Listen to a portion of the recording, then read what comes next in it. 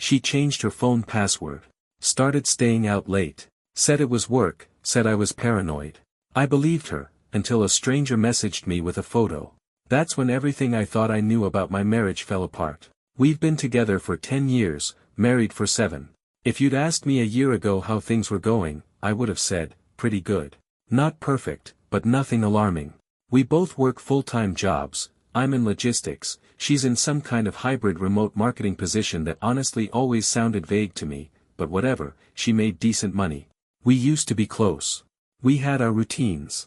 Dinners together 3 or 4 nights a week, some Netflix, dog walks.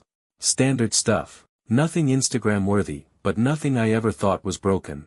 But around 6 months ago, something shifted. It started small. Little things. Her tone got sharper. She started correcting everything I said, sometimes in front of other people. When I'd ask if something was wrong, she'd hit me with, "Why are you being so sensitive?" or, "God, not this again." She suddenly hated cooking. Would sigh loudly if I asked for help with anything. Started going out more, girls' night, networking, just need some air. She changed her phone password. That was new. She said it was because of a weird phishing scam at work, but then started carrying her phone with her even to the bathroom. I'd ask who she was texting. She'd roll her eyes and say, "Do you ask your male friends who they're texting?" It felt off. I told myself maybe she was just stressed. Work pressure. Hormones. Seasonal stuff. But I think deep down, I already knew. Something had moved behind the curtain. I just hadn't looked yet. I wasn't looking for anything. I want to make that clear. I wasn't snooping, I wasn't hacking, I wasn't playing detective. I just happened to be sitting next to her on the couch while she scrolled through Instagram, and for half a second, a preview banner popped up. It was a text. "You looked incredible last night." She swiped it away instantly, almost like a reflex. Then locked her phone and said, "Ugh, work never stops." I didn't say anything. But something in my stomach dropped. The tone of the message. The time it came in, 10:42 p.m., on a Sunday. The way she locked her screen with military urgency. It didn't add up. She left 10 minutes later to go for a drive and clear her head. Took the dog, didn't say where. I sat there on the couch, just staring at the blank TV screen, running the math. We hadn't gone out the night before. She'd told me she was out with her friend Tessa, a name that had started coming up a lot more lately. And now some random number was texting her about how she looked. I didn't want to be that guy. The paranoid, insecure husband who thinks every beep means betrayal. But man, it was hard to ignore. That night, I barely slept. She came back after midnight and slid into bed like nothing happened. I didn't say a word. But in the morning, while she was in the shower, I picked up her phone. Not to break trust. But because trust was already bleeding out, and I needed to know how bad it was. She had changed the password. I'm not a hacker or anything. I'm barely decent with tech. But I know how to think 2 steps ahead when I need to. She used to use the same 4-digit passcode for everything. Her old phone, our streaming apps, the keypad lock on the garage. It was dumb simple, her college graduation year. I tried it. Didn't work. Second guess. Our wedding date. Wrong again. Third try. Our dog's birthday, we always joked that he was our first kid. Bingo. Phone opened. My hands were shaking like I was holding a live grenade. I didn't want to find anything, but I knew I would. And if I didn't, that would have been almost worse, like gaslighting myself with false security. Messages app looked clean. Too clean. Nothing recent from anyone named suspiciously. A few texts with coworkers, a couple short ones from her mom. But the deleted folder? That's where it started coming apart. She'd been deleting entire threads. But the previews linger in notifications, and one caught my eye, not a number, but a contact. Liam, work events. I clicked. Thread was gone, of course. But my stomach turned. Because 3 weeks ago, she told me she was staying late to help plan a company seminar. Said it was boring. Said, Liam was just this awkward logistics guy who was bad at scheduling. So why delete the thread? Why hide a message that said, can't stop thinking about Saturday? I didn't confront her. Not yet. I closed the phone, put it back exactly where I found it, and sat on the edge of the bed like a man who just read his own obituary. This wasn't paranoia. It was real. I didn't have pictures. I didn't have confirmation. But I had lies. And one name. I didn't ask her about Liam. I didn't ask about Saturday. I didn't say a damn thing. I just started paying attention. When you stop assuming the person you love is telling you the truth, everything changes. You start noticing the little gaps. The too casual phrases. The time jumps that don't quite make sense. That week, she had 2 late meetings. 1 networking dinner. And a quick drink with a friend I hadn't heard about since 2019. I started a notes file on my phone. Just dates. Times. Excuses. She stopped initiating anything physical. That had already been happening, but now it was like clockwork. She'd say she was tired, or had a headache, or just needed to scroll a little. Always scrolling. I stayed calm. Polite. I didn't interrogate her, didn't follow her, didn't slam drawers or raise my voice. But I started checking her mileage. She drives a car with a digital trip counter. Every time she went out, I checked it before and after. If she was grabbing coffee, a 14-mile trip didn't add up. If she was dropping something at Tessa's, I knew where Tessa lived, and it wasn't in the next county. On Thursday, she left in yoga pants and said she was hitting a Pilates class. I smiled and said, "Cool. Grab milk on the way back." She agreed. Left. I waited 30 minutes, then opened the laptop she uses for work. She never bothered logging out of Chrome. I checked her Google Maps history. 37-minute drive. West side of town. Not the gym. Not even close. I zoomed in. A residential street. I copied the address. Cross-referenced it with Facebook. Took 5 minutes to find Liam's profile. His job title matched the company she worked for. And his relationship status? Hidden. Of course. I wanted to give her an out. A chance to come clean. Not because I expected her to. I just wanted to confirm how far she'd go to hold the story together. That Friday night, while we were sitting on the couch, I played it casual. "You still do Pilates at the studio on 8th? She didn't even look up from her phone. "Yeah, why?" I shrugged. Thought I saw online they'd shut down for renovations. She blinked. Then, "Oh, I meant the new place, the one next to the dry cleaner." Tessa switched studios and I just followed her. Clean. Quick. Completely made up. There's no studio by that dry cleaner. It's a pharmacy and a vape shop. I didn't call her on it. Just nodded. But inside? That was the moment I knew she'd lie directly, effortlessly, to my face. And if she was that smooth about the small stuff, I could only imagine what she was covering on the big scale. She went to bed early. I stayed up, sitting in the dark, watching the blue light from the TV reflect off the framed wedding photo on our bookshelf. We looked happy in that picture. We were happy. At least I thought we were. I wondered how many versions of her existed, how long she'd been managing this balancing act, how many fake smiles, how many cover stories, how many rerouted drives. The woman upstairs asleep in our bed, not the one I married. And every time she lied, I saw a little more of the mask slip. The thing about cheaters? They're rarely as careful as they think they are. Saturday afternoon, I was at the hardware store picking up a part for the sink when I got a message request on Facebook. From someone named Morgan. No profile picture, mutual friends, 1. I almost ignored it. Then I saw the preview. "Hey. This is awkward, but I think my friend is seeing your wife." I stopped walking. Clicked it open. Morgan said she'd stumbled across a tagged photo on Liam's private Instagram. Not a post, a story. One of those blink and you miss it deals. But she screenshotted it. She sent it. It was grainy, low light, but clear enough. My wife, sitting on a bar patio, leaned into Liam's side, laughing. His hand was on her leg. The timestamp? 3 nights ago. The night she told me she was getting dinner with Tessa and her new guy. I stared at that photo for a long time. Morgan apologized, said she didn't want to stir the pot, but figured I deserved to know.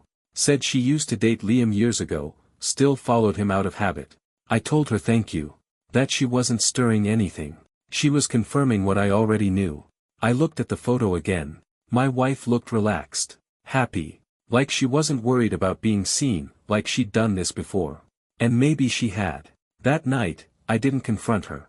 She came home with Thai food and acted like everything was normal. I thanked her. Ate in silence.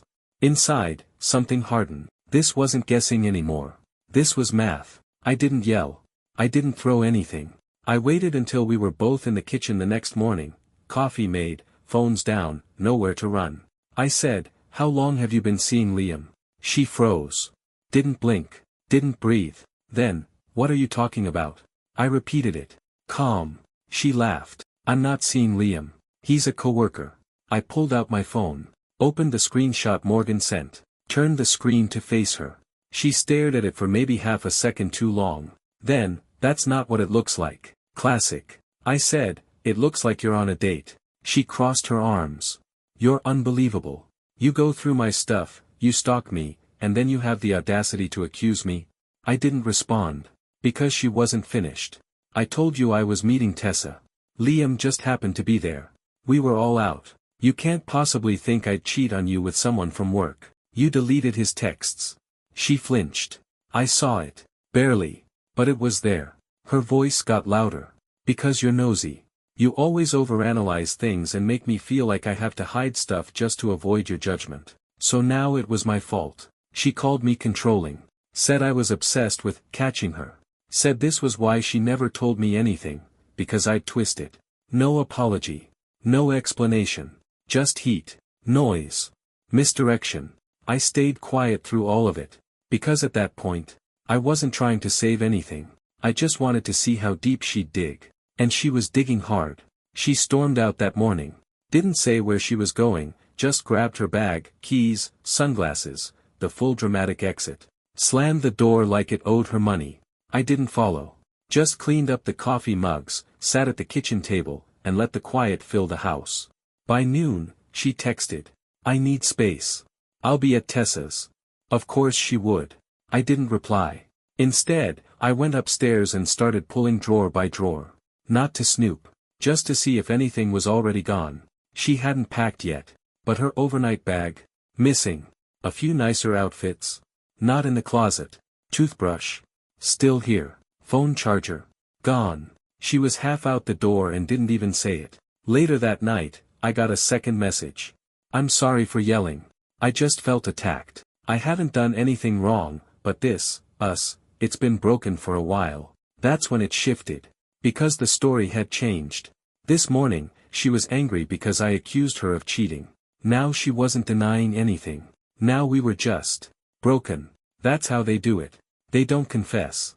They recast the whole thing as mutual. As something that just fell apart. As if lies don't have fingerprints. As if showing up in another man's Instagram story doesn't count. She came back the next day. Quiet. Hair wet like she'd showered somewhere else.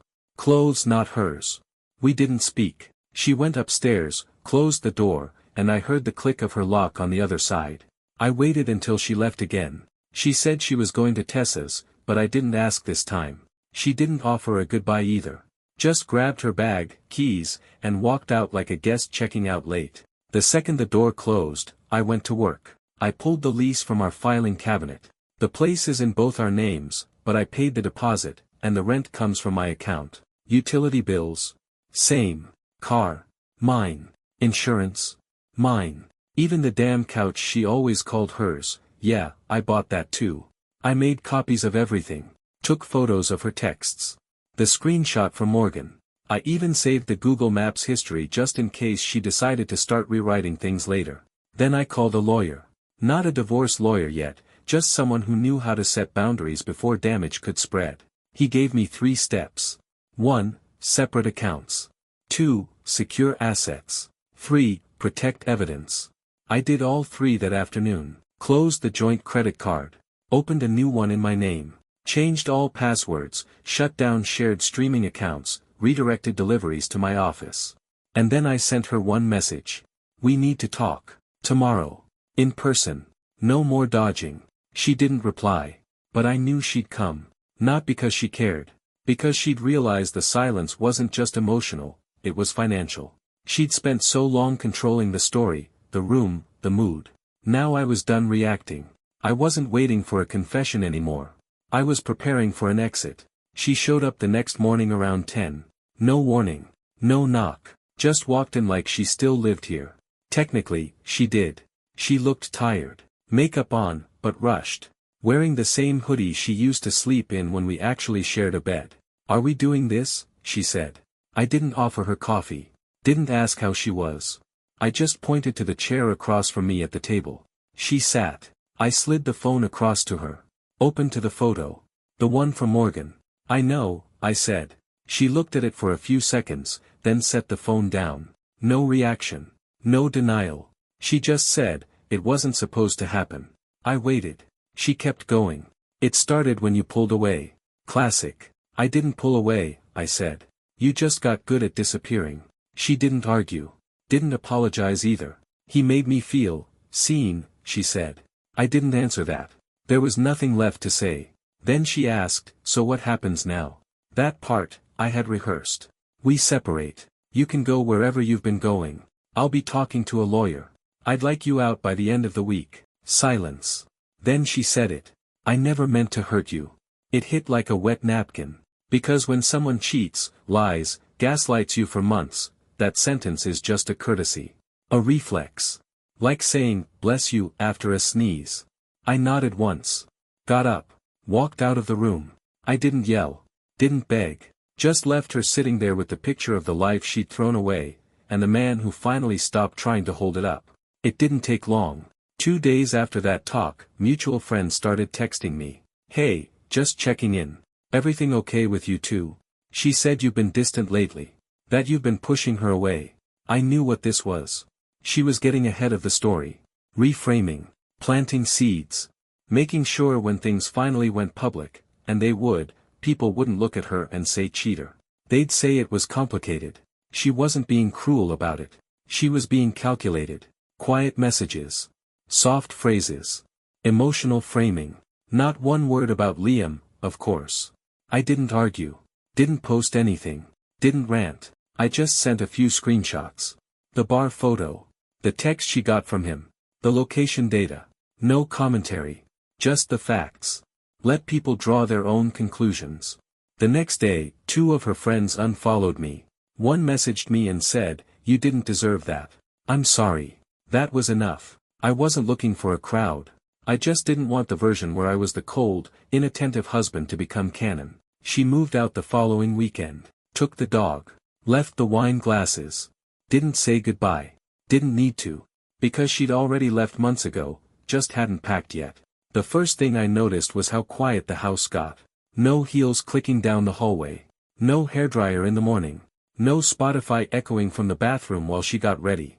No passive-aggressive sighs when I asked if she was okay. Just silence. And I thought I'd feel free. Instead, I felt like a ghost in my own space.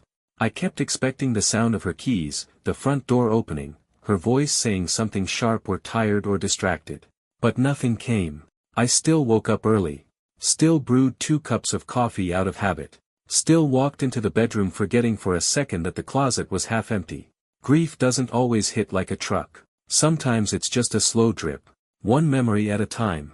The wine we bought in that one little town on our anniversary, still unopened. The framed photo from our trip to the coast, taken 2 days after she lied about working late. The leftover text threads where she called me love in between logistics.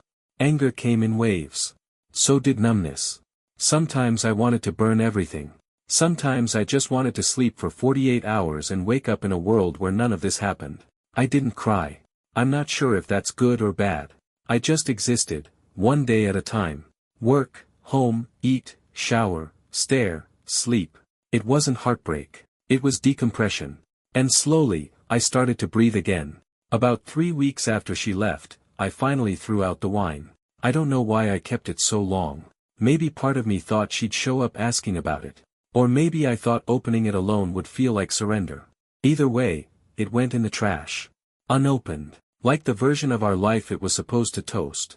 That kicked off a streak. I boxed up the wedding album. Packed it away in the attic. Donated the throw pillows she picked out and the fake succulents she scattered everywhere like they made the place feel curated. I kept the couch.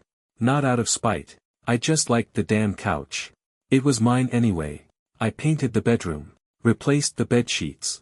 Set up my desk near the window she always said had too much glare. The place started to feel clean. Not like a breakup. Like a reset. People stopped asking what happened. The group chat stabilized. No more vague sympathy texts. No more mutual friend politics. I went to the gym again. Cooked more. Slept better. Smiled, not often, but more than before. I never reached out to her. Never asked for closure. Because I already had it. Closure isn't about getting answers. It's about no longer needing them. She left with lies. I stayed with peace. And that's a trade I'll take every time. I didn't jump into dating. Didn't download apps the next week or hit the bars like some kind of rebound cliché.